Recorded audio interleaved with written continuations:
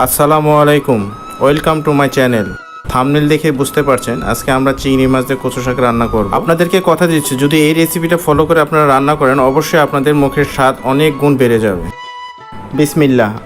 একটি প্যানের মধ্যে আমি আগে থেকে ধুয়ে রাখা কচু শাকগুলো দিয়ে দিলাম, সেই সাথে দিয়ে দিলাম অল্প পরিমাণ লবণ আর দিয়ে দিলাম অল্প পরিমাণ পানি।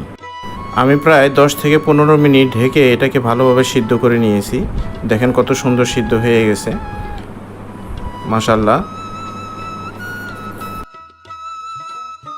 এই পর্যায়ে আমি কিছু রসুন এখানে থেতলিয়ে নিব। আমি সম্পূর্ণটা ছোট ছোট করে কেটে নিব না, তো এইভাবে আমি রসুনটাকে দিব।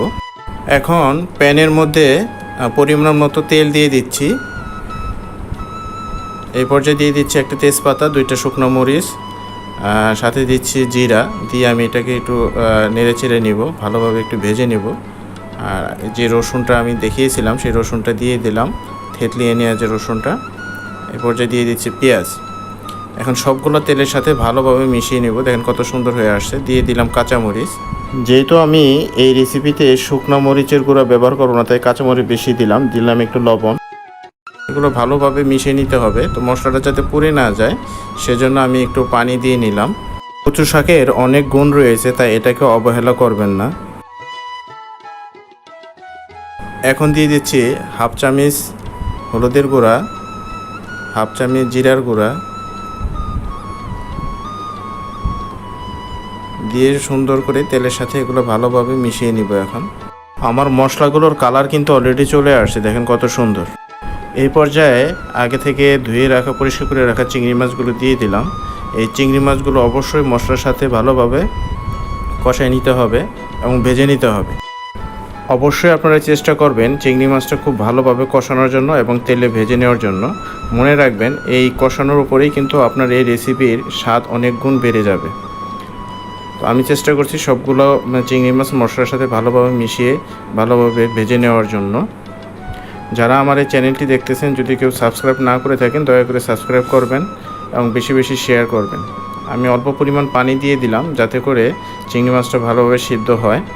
এই পর্যায়ে ঢাকনাটা খুলে আমি আপনাদেরকে দেখাচ্ছি। দেখেন কত সুন্দর হয়ে গেছে, মাশাআল্লাহ। দেখেন আমি আপনাদেরকে দেখাচ্ছি। তো আমার এই চিংড়ি মাছগুলো ভাজা হয়ে গেছে এবং ভালোভাবে কষানো হয়ে গেছে। এখন আমি আমার সে আগের সিদ্ধ করা যে কচু শাকটা ছিল সেটা দিয়ে দিলাম এই মাছের সাথে। এখন ভালোভাবে এটাকে মিশাই নিব।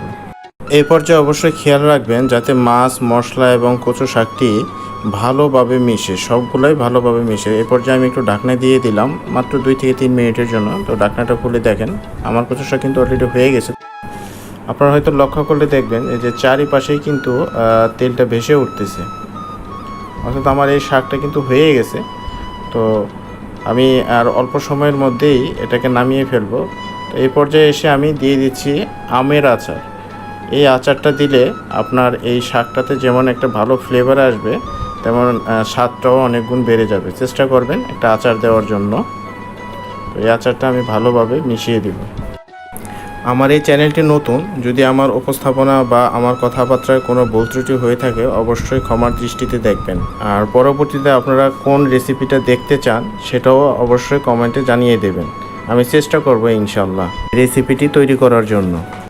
আমি আপনাদেরকে আশ্বস্ত করতেছি, যারা আমার এই ভিডিওটি দেখে কচু শাক রান্না করবেন তারা যখন 1 প্লেট গরম ভাতের সাথে এই কচু শাকটা নেবেন, আশা করি অন্য কোনো সবজির আর দরকার হবে না। ভিডিওর শেষ পর্যায়ে চলে আসছি, আমার রান্না কিন্তু শেষ, এখন শুধু পরিবেশন করব। তো যারা যেখান থেকেই দেখতেছেন ভালো থাকবেন, সুস্থ থাকবেন। আবার কথা হবে কোনো এক ভিডিওতে। আসসালামু আলাইকুম।